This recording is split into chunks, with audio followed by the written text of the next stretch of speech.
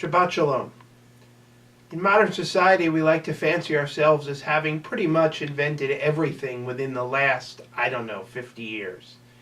But oftentimes when we take a closer look, we see that some of the things that we really believe are truly an invention of recent history have in fact existed for a very long time.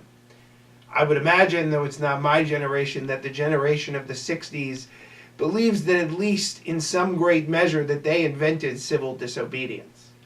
But in fact, I would tell you that we see the first example of civil disobedience at the beginning of this week's Torah portion.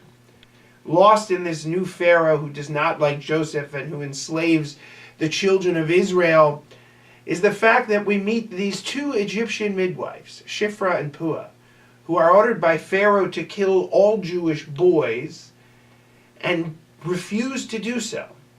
We're told by the text that somehow they see God, they picture God, they imagine God's presence, and they simply realize that despite the fact that Pharaoh is all-powerful, that doing what he says is wrong.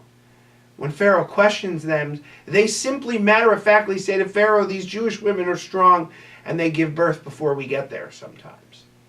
To them, there's no question. What Pharaoh is asking them to do is wrong.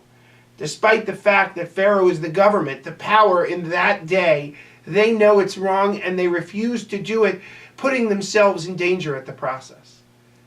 We oftentimes forget how often in our history we have been the beneficiary of other people who could help us. The Holocaust and other times.